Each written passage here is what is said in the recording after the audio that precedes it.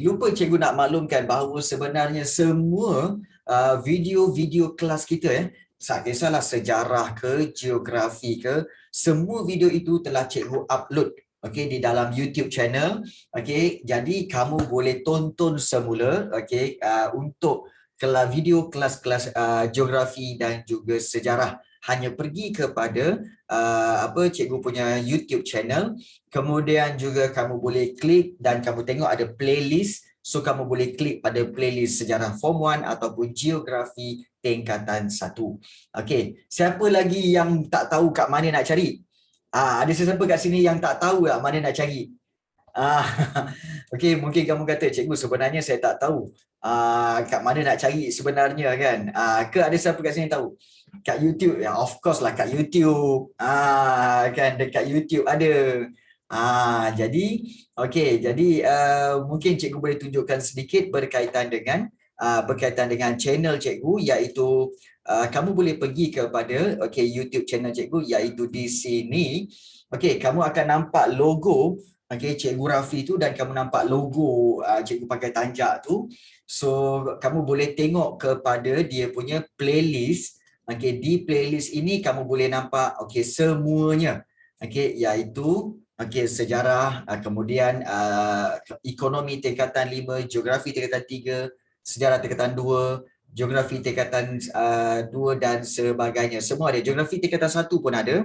So kamu boleh klik kat sini untuk view full playlist. So di sini semua ada berkaitan dengan semua video-video kelas kita. Semua topik. Semua topik daripada bab 1 sehinggalah bab yang ke-11, 12 pun ada. So kamu boleh tengok, dan ini bertujuan untuk apa? Untuk kamu boleh buat sebagai rujukan dan juga latihan.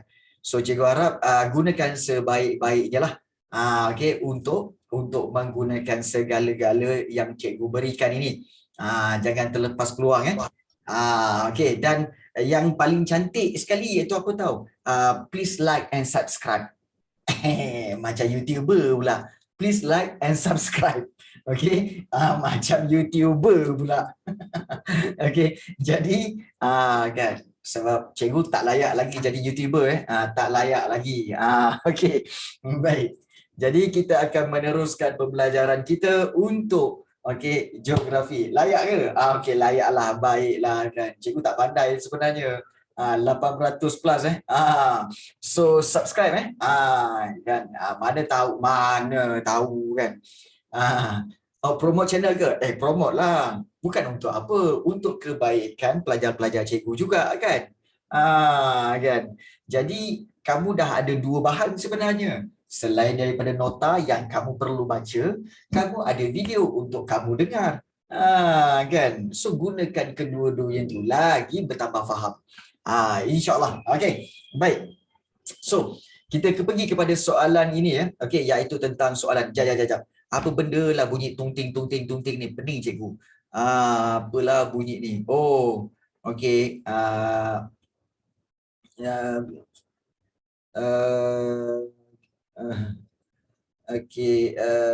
Macam-macam bunyi adalah. Yalah, betul lah tu. Baik. So kita akan teruskan pembelajaran kita. Yang ini jom kita lihat soalan A tu, taburan penduduk merujuk kepada apa penduduk di sesuatu kawasan. So silakan. Belum apa-apa nak ketandas dah. Ya Allah, ya Tuhanku, kau ni kan perut kereput. Perut kereput baru balik. Baik. Untuk menjawab soalan seperti ini sebenarnya apa yang kamu perlu buat iaitu kamu lihat kehendak soalan, iaitu taburan penduduk. So kalau taburan penduduk ini merujuk kepada apa penduduk di sesuatu kawasan. So yang mana satu? Ini mudah sahaja. Yang mana satu? Yang mana satukah jawapan dia untuk taburan penduduk? Jawapan kamu boleh ambil daripada atas itu. So jawapan dia yang mana satu? Taburan penduduk merujuk kepada petroleum penduduk, atau Putrajaya penduduk, atau ekspor penduduk, atau peluang pekerjaan penduduk, atau sebaran penduduk, ataupun gas asli penduduk. So taburan penduduk merujuk kepada sebaran. Sebaran penduduk di sesuatu kawasan. Taburan, bertabur, maknanya bersebar.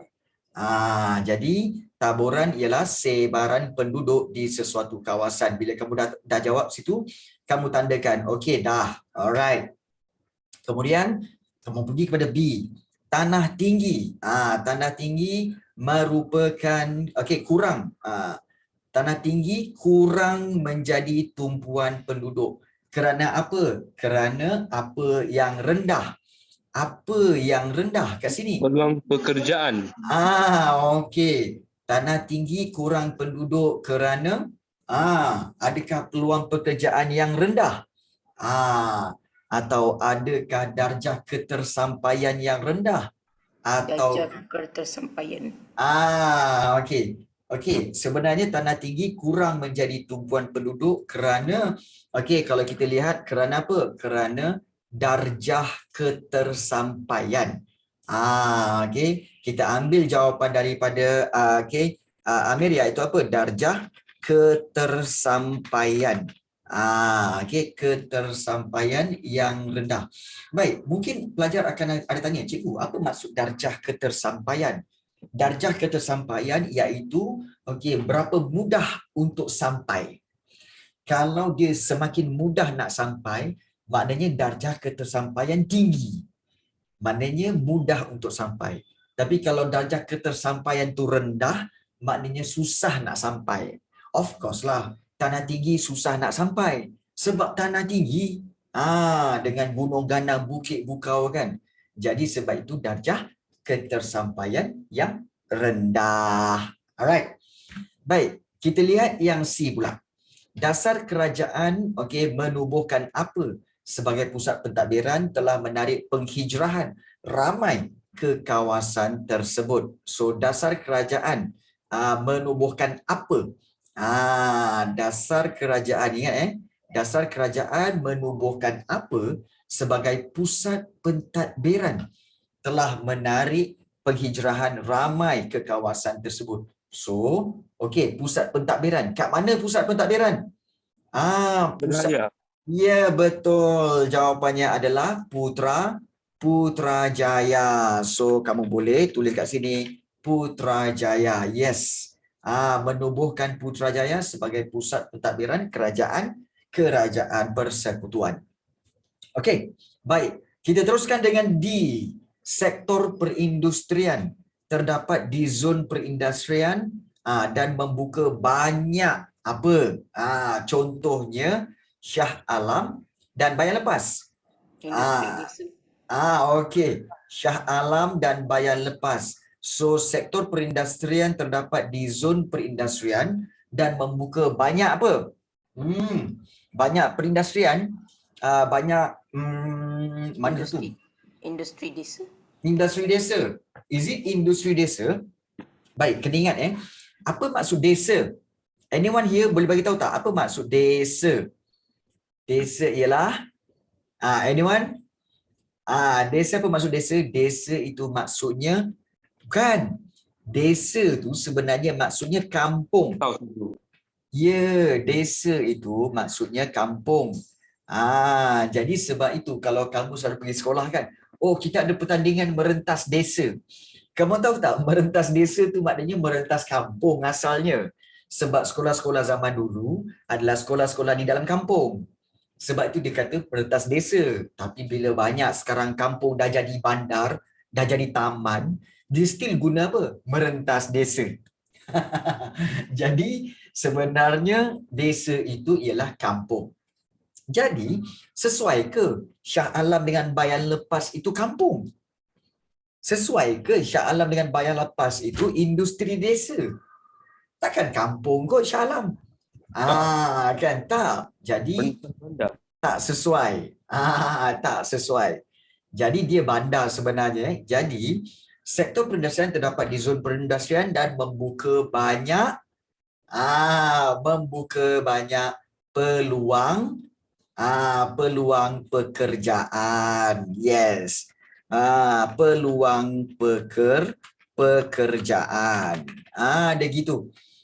membuka banyak peluang pekerjaan. Sebab itu, okey, setiap jawapan kita kena fikir dulu.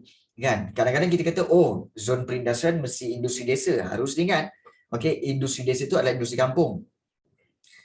Desa alam kampung ke cikgu? Rasanya itu nama je kot. Okey, dia tak kampung pun. Dia taman ya. Okey, soalan yang E. Kegiatan perlombongan apa dan apa di pesisir pantai Sarawak dan Terengganu okey, menjadikan kawasan tersebut padat penduduk. Ingat kita tengok kata kunci. Kegiatan perlombongan apa dan apa di pesisir pantai. Pesisir pantai maksudnya di tepi-tepi pantai. Tepi pantai.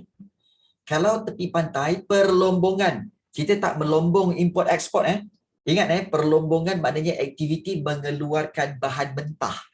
Perlombongan mengeluarkan bahan mentah. Takkanlah mengeluarkan import ekspor. Lain tu. Jadi apa yang sesuai kat sini? Kegiatan perlombongan.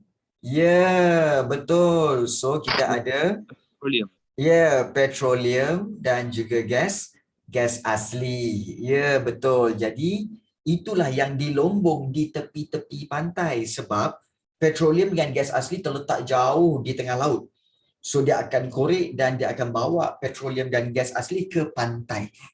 Jadi jawapannya adalah ya, gas asli dan juga petroleum. Okey, jadi kita boleh take note kat sini iaitu perlombongan petroleum dan juga gas asli. Ya, betul. Di pesisir pantai menjadikan kawasan tersebut padat penduduk. Okey, soalan yang F. Rumah atau bangunan dibina di sepanjang jalan raya dan di tepi pantai. Okey, dikenali sebagai pola pertempatan apa? Okey, dia dah tanya. Pola pertempatan apa? Iaitu rumah atau bangunan dibina sepanjang jalan raya dan tepi pantai. So, pola pertempatan apa? Adakah berjajar? Ya, jawapannya adalah berjajar. Ingat pola pertempatan kita ada beberapa. Kita ada 4 pola pertempatan iaitu berjajar, berselerak, kemudian berpusat dan juga berkelompok. So ada 4. Ya. Berjajar, berpusat, berselerak dan berkelompok. So ada 4. Okey. Ya. Baik, seterusnya kita lihat. Bandar pelabuhan melibatkan apa dan apa serta penglibatan penduduk dalam sektor perkapalan. Maksudnya, kalau kita lihat bandar pelabuhan, maknanya bandar-bandar yang ada pelabuhan, yang ada port, yang tempat kapal-kapal berhenti akan melibatkan aktiviti apa dan apa. Ya, betul. Di sini kita akan gunakan melibatkan import dan ekspor. Ya, import dan juga ekspor. Ekspor. Ya, import dan ekspor serta melibatkan penduduk dalam sektor perkapalan. Baik, cikgu nak tanyalah kita main sebut je import dan ekspor. Korang tahu tak apa itu import dan ekspor? Korang tahu ke tak tahu apa itu import dan ekspor? Tahu okey, bagus. Bagus. Kalau dah tahu, bagus. Yang tak tahu, tanya. Okey? Yang tak tahu, tanya. So, kita dah buat Putrajaya, ekspor, peluang pekerjaan, darjah ketersampaian dah, berjajar pun dah, import pun dah. So, tinggal rumah ibadat dengan sempadan saja. Baik, kita teruskan. Okey. Bandar apa berfungsi sebagai pintu keluar masuk negara? Contohnya rantau panjang. Iaitu bandar apa? Bandar sempadan. Ya, betul, bandar sempadan. So kita boleh ambil kat sini, kita tulis bandar sempadan. Maknanya bandar yang terletak di sempadan negara.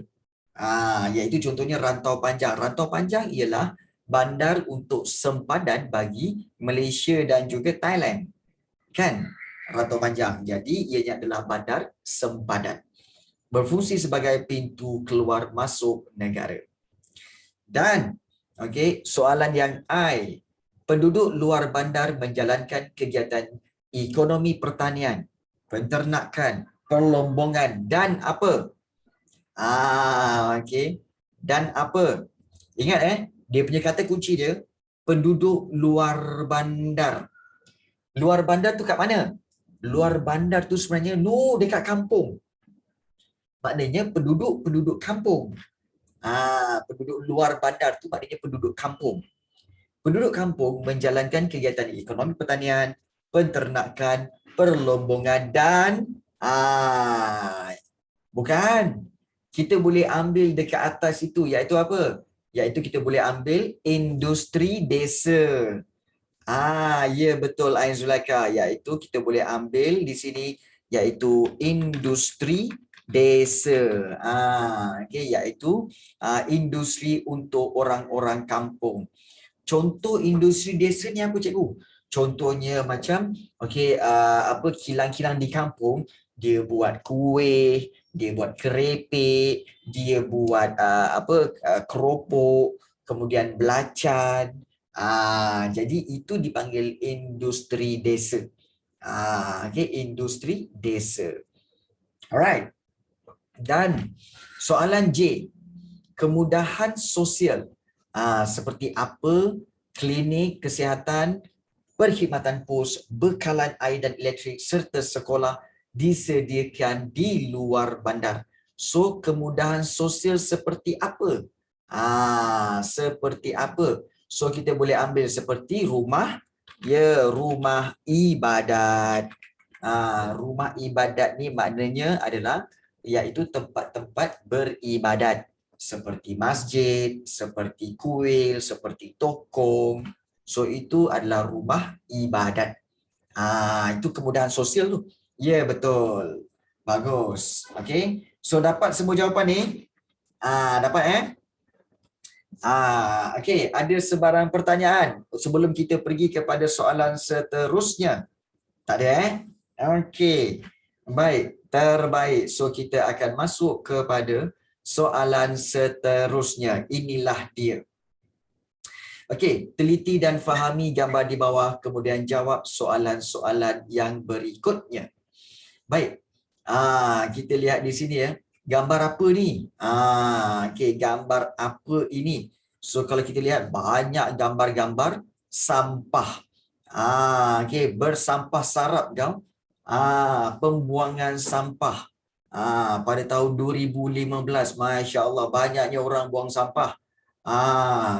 Pembuangan sampah yang tidak terurus. So, soalan tanya, okey, apakah yang anda faham tentang gambar di atas? So, kamu boleh tuliskan iaitu tak perlu sebenarnya untuk geografi tak perlu bina ayat sangat. Okey, kamu boleh terus kepada apa? Iaitu pembuangan sampah yang tidak terurus. Itu memang jawapan yang cikgu sangat-sangat terimalah. Maknanya pembuangan sampah memang akan berlaku. Ingat setiap hari memang kita perlu buang sampah. Jadi, tapi sampah itu perlu diuruskan. Maknanya perlu buang pada tempat dia. Kan? Jadi kita tak boleh halang apa tahu. Okey, ingat rakyat Malaysia selepas ini jangan ada sampah. Mana boleh? Kan sisa makanan, kemudian sisa-sisa plastik dan sebagainya, nak ke mana? Takkan kita nak simpan, nak masuk dalam poket? Kan? Takkan nak basuh, nak pakai balik? Betul tak? Nak tanam. Kalau kena duduk rumah flat, rumah apartmen, nak tanam kat mana? Kan? Korek dalam tanah, dalam rumah sendiri. Korek kan tembus rumah bawah. Tak boleh. Jadi kita akan buang sampah juga, tapi buang sampah mestilah terurus. Mesti diuruskan. Yang macam ni gambar ni pembuangan sampah yang tidak terurus. Jadi ini masalahnya. Jadi nyatakan punca utama yang menyebabkan keadaan tersebut berlaku. Okey, di sini punca utama sebenarnya boleh je untuk kamu memberikan apa sahaja punca. Okey, sebab dia beri satu markah saja. Jadi Kamu boleh memberi antara puncanya adalah seperti apa? Seperti kita kata kelemahan. Kelemahan, okey, kerajaan tempatan. Okey, kerajaan tempatan. Okey, dalam menyediakan sistem pembuangan sampah pun boleh. Okey. Itu satu pun boleh juga satu lagi yang kamu boleh buat iaitu seterusnya iaitu sikap, kita kata sikap penduduk. Penduduk sendiri yang tidak bertanggungjawab. Betul. Okey, main buang sampah merata-rata. Okey, sikap penduduk yang tidak bertanggungjawab, kelemahan kerajaan tempatan menyediakan sistem pembuangan sampah. So ini antara punca utamalah. Kamu boleh ambil mana-mana salah satu. Okay, mana-mana salah satu untuk dijadikan ayat jawapan. Okay, kelemahan kerajaan tempatan menyediakan sistem pembuangan sampah pun betul juga. Kadang-kadang kalau kita lihat seperti majlis perbandaran kamu kan, lambat ambil sampah, lori-lori sampah pun lambat sampai. Kadang seminggu sekali. Kadang kamu punya tong sampah kat luar rumah tu dah penuh, barulah datang lori. Jadi itu kelemahan kerajaan tempatan menjadikan sistem pembuangan sampah. Okey. Baik. Itu jawapan dia. Baik. Kita tengok C. Senaraikan 3 kesan yang mungkin berlaku di kawasan tersebut. 3 kesan yang mungkin berlaku di kawasan tersebut. Sekiranya masalah ini tidak dibendung, apa yang akan berlaku di kawasan itu? Kalau masalah sampah ini tidak dibendung. Okey, penyebaran wabak penyakit. Bagus. Pertama, pencemaran bau. Yang kedua, penyebaran wabak penyakit. Betul. Wabak penyakit. Maknanya penyakit tersebar. Betul. Pencemaran bau, penyebaran wabak penyakit. Kemudian apa? Menjejaskan apa?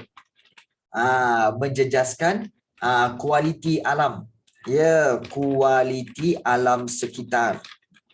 Menjejaskan kualiti alam sekitar. Banjir kilat, cikgu?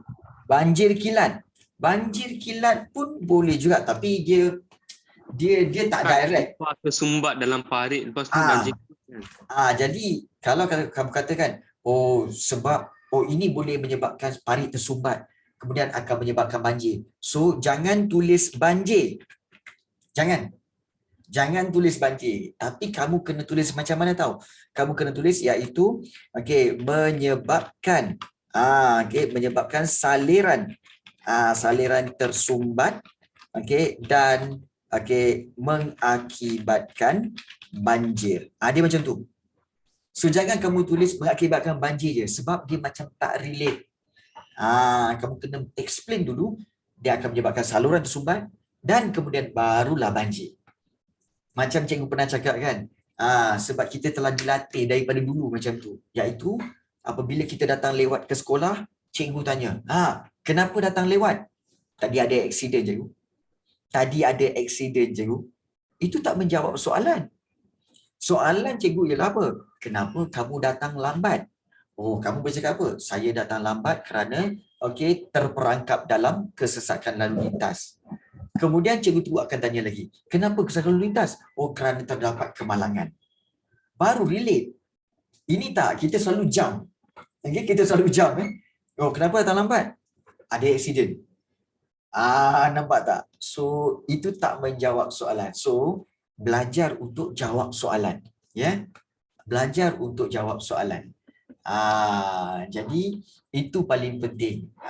Selalu kita jump untuk seterusnya. Life lessons. Betul. Jadi kita jangan kita jump terus kepada conclusionnya. Okey, so ada tanya, cikgu logik ke kalau kita jawab manusia perlu mencari tempat pertempatan yang lain?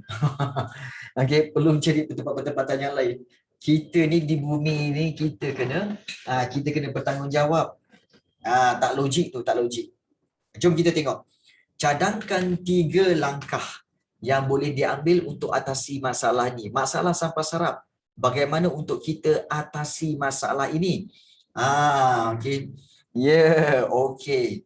Ingat untuk langkah mengatasi masalah, kebiasaannya kita boleh ambil daripada beberapa sudut.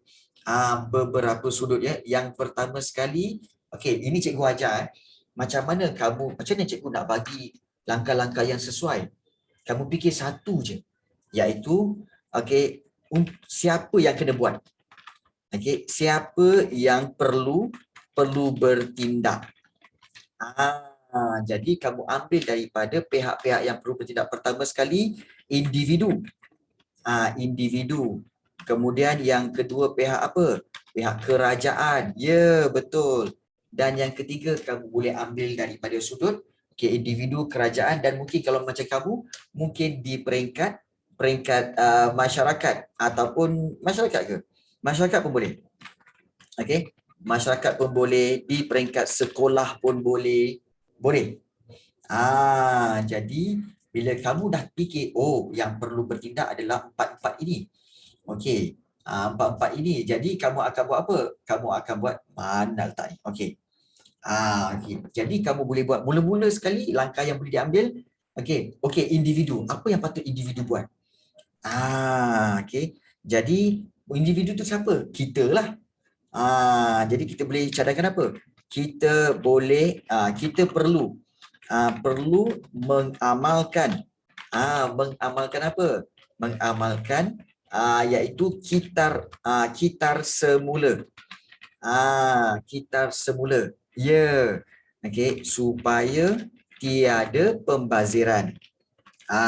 Okey, tiada pembaziran. Itu satu. Okey. Okey, tiada pembaziran.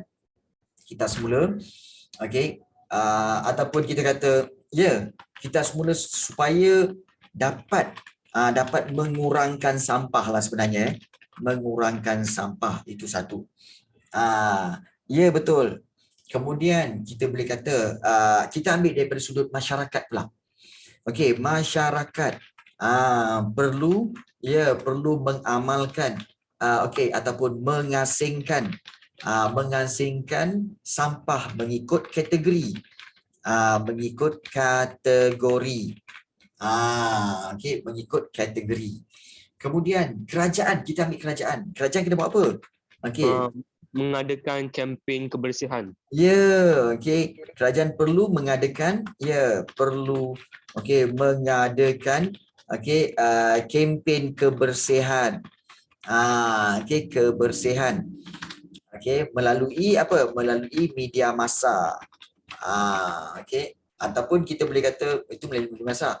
Kebersihan untuk memberi kesedaran kepada masyarakat lah. Jadi, ini cara paling mudah untuk kamu fikir, bagaimana untuk aku buat jawapan ni 3 langkah yang boleh diambil. Kita pun tak tahu, kita main tembak, itu kod, ini kod, ini kod. Jadi, cikgu bagi tahu, cara yang paling mudah ialah kamu fikir siapa yang perlu buat kerja ni. Siapa yang perlu buat kerja? Individu, kerajaan, masyarakat, sekolah. Daripada situ kamu boleh dapat jawapan. Kerajaan kena buat apa? Sekolah kena buat apa? Kemudian individu kena buat apa? Masyarakat kena buat apa? Barulah kamu dapat jawapan. Jadi tak adalah kamu mencari-cari. Nampak tak? Jadi ini cara yang selalu cikgu amalkan dan cikgu bagi tahu pada para pelajar supaya cari siapa yang perlu bertindak. Individu ke kerajaan ke masyarakat, sekolah, media massa, ramai, banyak sebenarnya.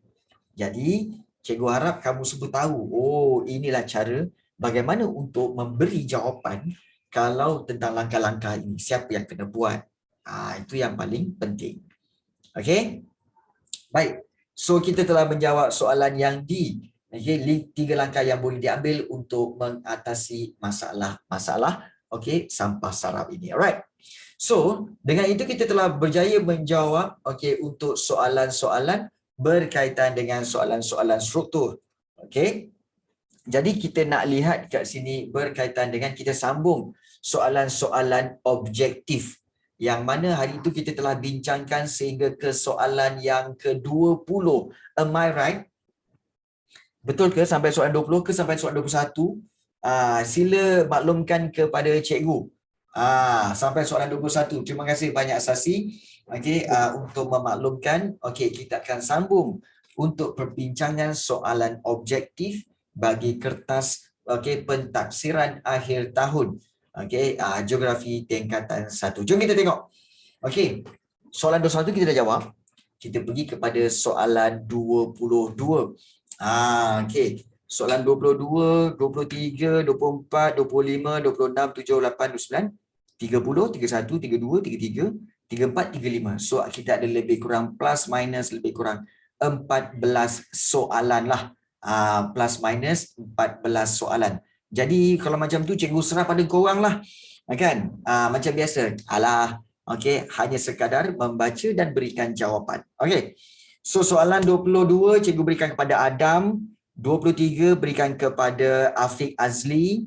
Okey, 23 Afiq Azli, 24 kita beri kepada Ain Zulaika, 24 Ain Zulaika, 25 Amir Zafran, 25.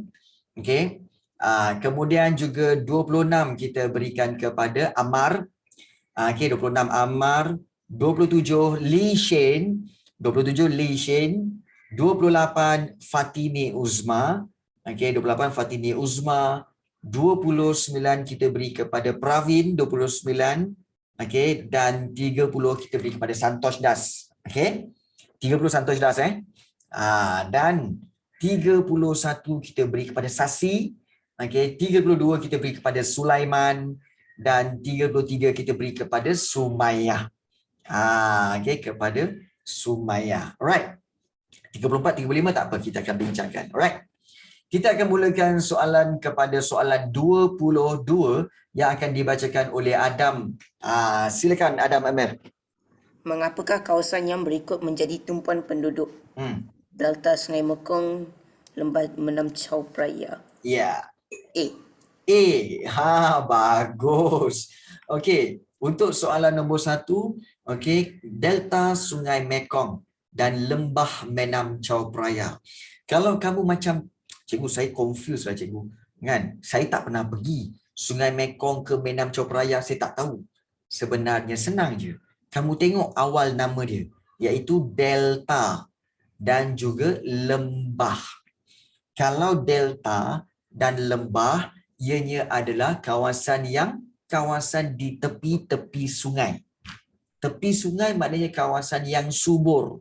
Subur untuk apa? Untuk pertanian. Ya, betul Adam. Macam tu cara dia.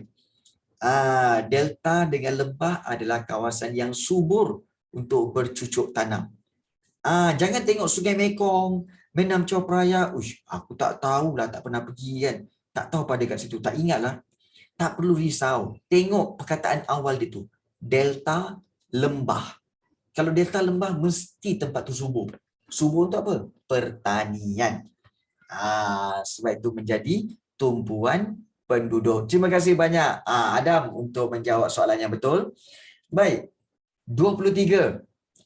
Ya betul Ahmad. 23 kita berikan kepada Afiq Azli. Silakan Afiq. 23. Boleh tak Afiq bacakan? Ya. Yang manakah punca krisis air di Malaysia? Ya. Okey. Catuan air. Dia kata, okey Afiq kamu tengok yang manakah punca krisis air? Krisis air itu maknanya kekurangan air. Ya, krisis air maksudnya kekurangan air. Take note benda tu ya. Krisis air bermaksud kekurangan air. So, kalau kekurangan air, apakah punca dia? Dia kata apa sebab? Apa sebab air semakin berkurangan? Adakah kamu jawab A, catuan air? Adakah kamu yakin? Tak. Okey, so apa jawapan kamu? Peningkatan penduduk. Ya, betul. Macam tu Afiq Azli. Okey. Iaitu jawapan dia ialah peningkatan penduduk.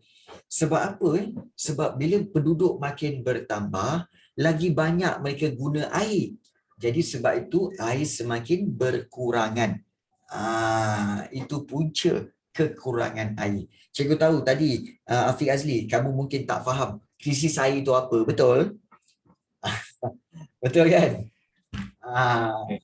Ya, jadi sekarang ni dah faham. Oh, krisis air itu maknanya kekurangan air.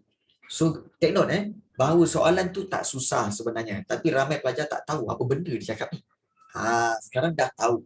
So, take note benda tu. Ya. Baik, bagus. Afiq Azli, 24. Silakan kepada Ain. Ain Zulaika, silakan Ain. Boleh. Nyatakan dua jenis sumber air di Malaysia. Ya. C, iaitu air permukaan dan juga air bawah tanah. Ya, betul. Kita belajar air permukaan dan air bawah tanah. Mungkin ada yang ramai bertanya, cikgu, air sungai, air tasik betul lah cikgu. Memanglah betul, tetapi air permukaan ini sebenarnya termasuklah sungai dan juga termasuklah tasik. Termasuklah tasik. Tu air permukaan. Air bawah tanah, air mata air, air yang dalam tanah. Jadi itulah dia dua jenis sumber air. So jangan keliru ya. Jangan keliru. Jadi air permukaan dan air bawah tanah. Terima kasih banyak untuk Ain Zulaika. Okey, 25. Silakan Amir Zafran. 25. Silakan Amir. Apabila hujan turun, air hujan akan mengalami beberapa proses hidrologi seperti berikut, iaitu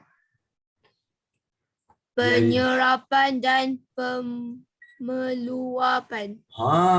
Okey. Penyerapan dan pemeluapan. Are you sure pasti jawapan itu? Ke tak pasti? Entahlah cikgu, saya tembak aje. Cakap betul-betul. Okey. Okey. Amir Zafran, kamu yakin ke tak yakin jawapan kamu tu betul ke salah?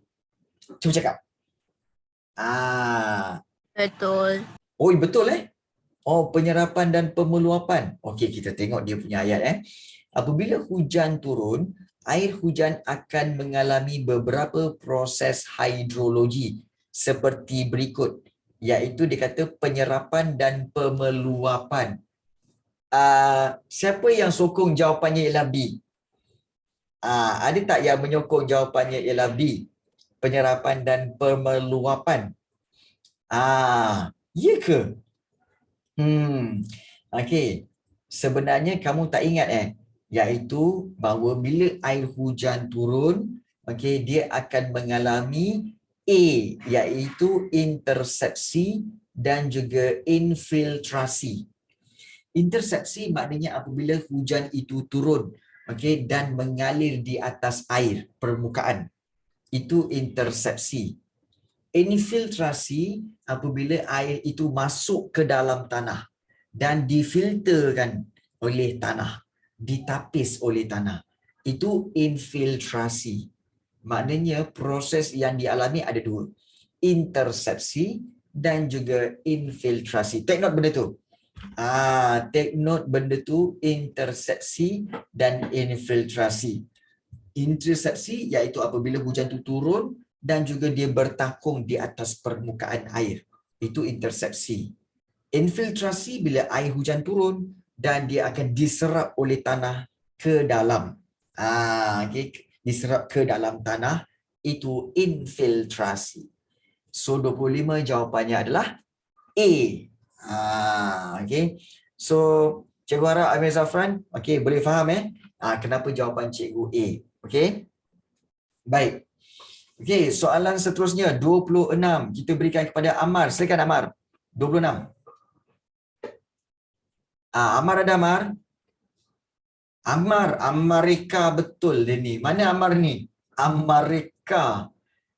Ammar.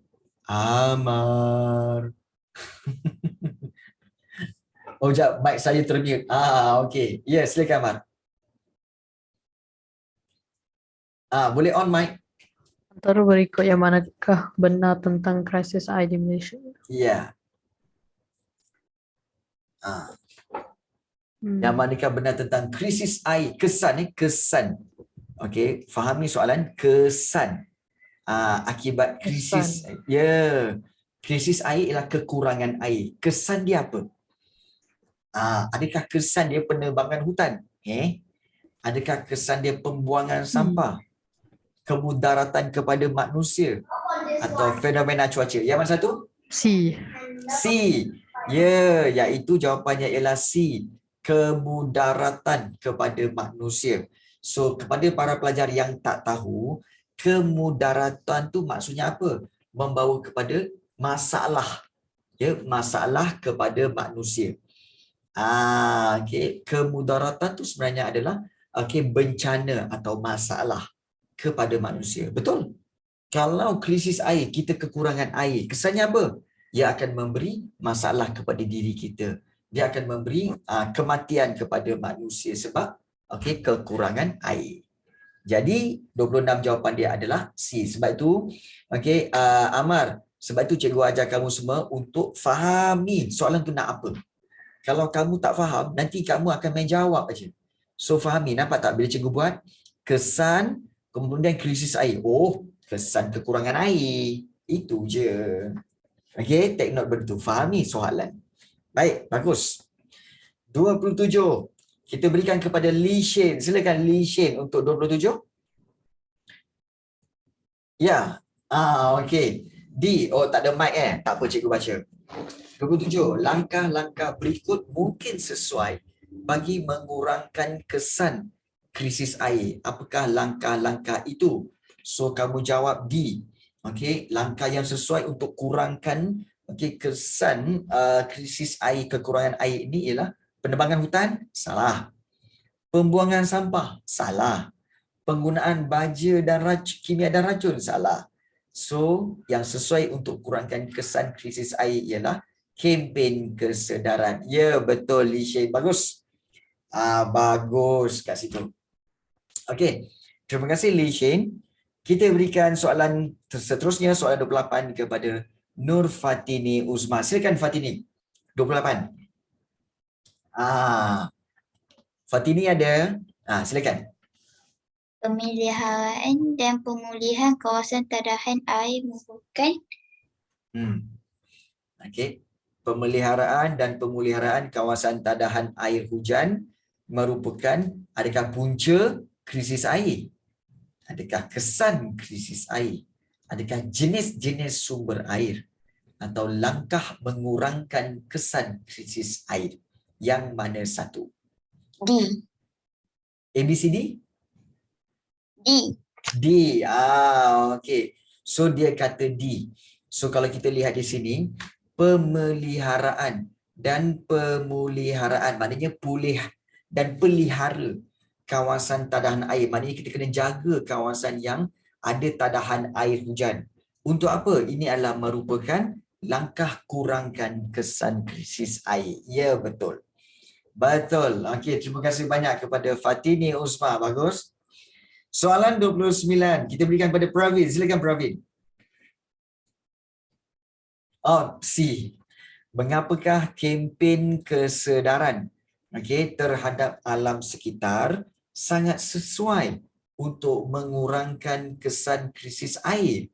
Kerana Pravin jawab, jawapannya adalah C. Untuk menyedarkan orang awam. Ialah kempen kesedaran kan. Jadi sepatutnya dia akan memberi kesedaran, menyedarkan orang awam. Tapi adakah A. mengekalkan sumber air?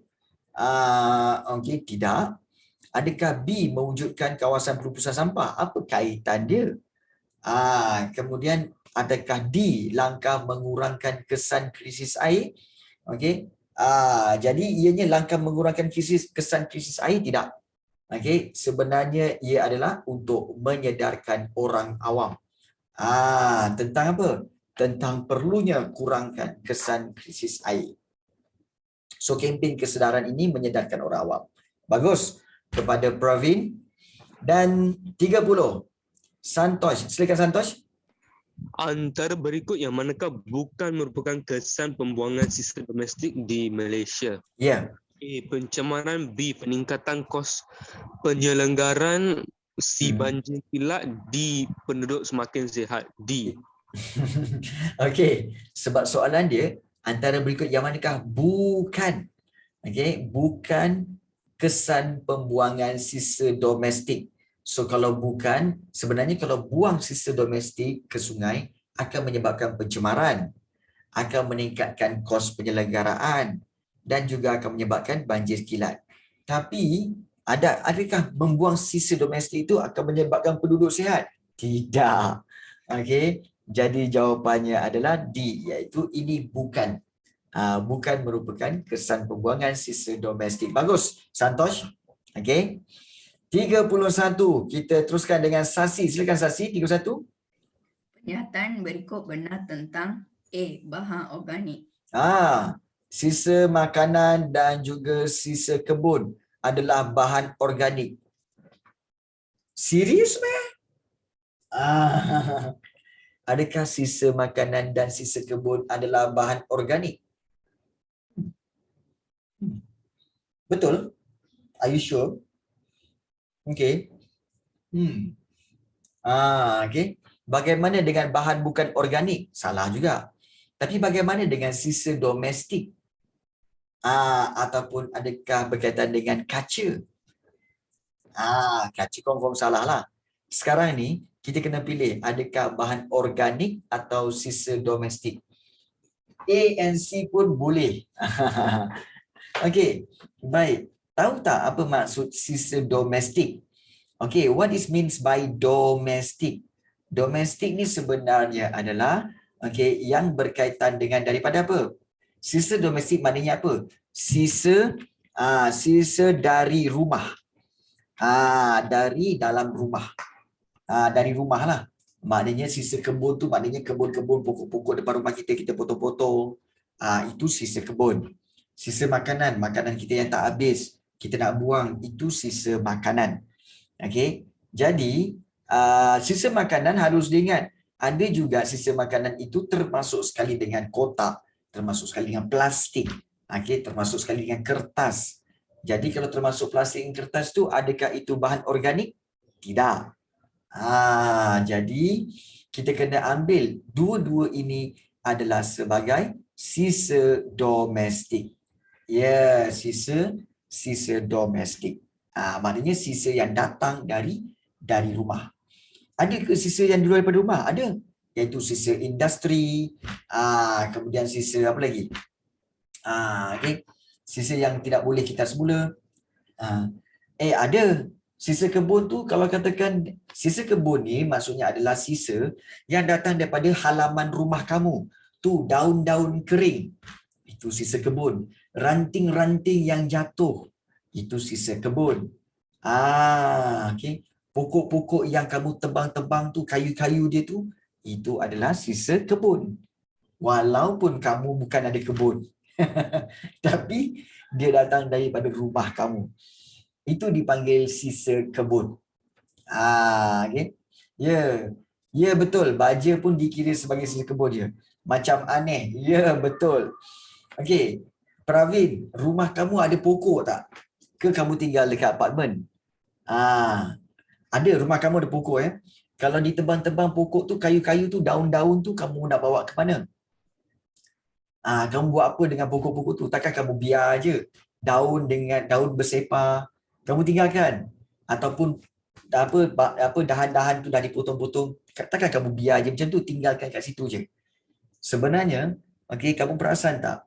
Bila kamu tinggalkan tu, kamu letak dalam plastik, akan ada lori sampah yang ambil daun-daun tu. Yang akan collect daun-daun itu, yang akan collect kayu-kayu ranting-ranting tu, akan dimasukkan dalam lori untuk dibuang ke tempat lain. So, itu dipanggil sisa kebun. Ya, memang ada. Kadang-kadang saya buang. Kau nak buang ke mana? Okey. So, 31 jawapannya adalah C. 32. Kita beri kepada Sulaiman. Silakan Sulaiman. 32. Man. Antara berikut langkah-langkah mengurangkan kesan pembuangan sisa domestik yang benar ialah B. Amalan 3R. Ya, langkah-langkah mengurangkan kesan pembuangan sisa domestik. Yang benar, ya, yang benar ialah iaitu amalan 3R. R apa? Reduce, reuse, recycle. Maknanya kitar semula. So ini dapat mengurangkan kesan pembuangan sisa domestik. So amalan 3R. Ya betul. So 32 adalah B. Okey. Baik, soalan 33 Sumaya. So Sumaya dah bagi tahu, dia mungkin tak ada mic, tak apa, cikgu bacakan. Berikut adalah benar tentang bahan buangan dalam bentuk cecair. Bahan buangan dalam bentuk cecair adalah kertas. Mana ada kertas cecair? Sisa makanan cecair ke? Sisa kebun cecair?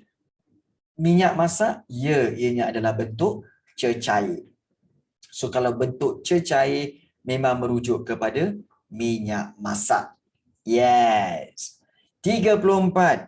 Okey, kita minta kepada Sachi Dananda. Sachi boleh baca Sachi untuk soalan 34? Boleh tak baca 34? Sachi Dananda. Boleh baca? Ada mic? Boleh on mic. Ada mic tak? Boleh on mic lah kalau nak baca.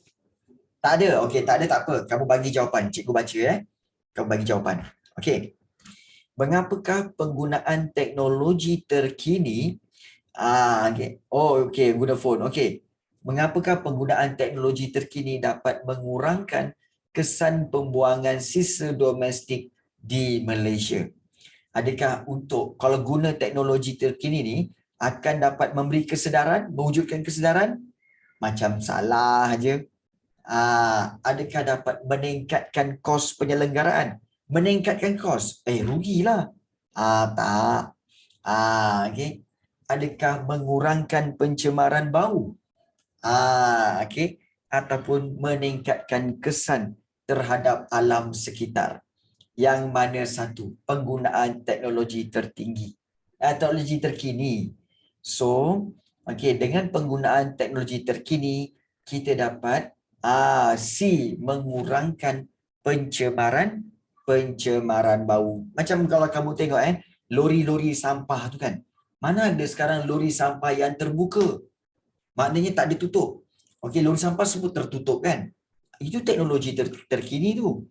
Maknanya letakkan sampah, kemudian lori tu akan tutup dan telan dan akan sentiasa tutup. Supaya apa? Supaya sampahnya, baunya tak keluar. So itu dapat mengurangkan pencemaran bau. Itulah dia penggunaan teknologi terkini. Boleh faham? Itu cara dia. Dan soalan 35 yang terakhir. Berikut merupakan pendidikan di sekolah yang sesuai untuk mengurangkan kesan pembuangan sisa domestik di Malaysia. Okey, adakah pendidikan matematik? Adakah pendidikan geografi dan sains? Atau pendidikan seni visual? Atau pendidikan awal kanak-kanak? Yang mana satu? Of course, matematik salah. Seni visual pun salah. Okay, antara B dengan D. So, jawapan yang lebih baik adalah? Jawapannya adalah B. Ya, iaitu pendidikan geografi dan juga sains. Maka, dengan itu kita telah berjaya menghabiskan semua soalan-soalan geografi berkaitan dengan pentaksiran akhir tahun 2018. So dengan itu kita telah tamat untuk geografi tingkatan 1 dan tepukan. Dan untuk minggu depan kita akan masuk geografi tingkatan 2. Lagi best. So kita akan masuk geografi tingkatan 2 minggu hadapan hari yang sama. So kita jumpa pada minggu depan Okey. Jaga diri baik-baik. Jangan lupa makan. Okey. Take care, bye. Assalamualaikum. Bye-bye. Ingat. Okey, bye. Terima kasih, Cikgu. Sama-sama, Mar. Terima kasih. Okey.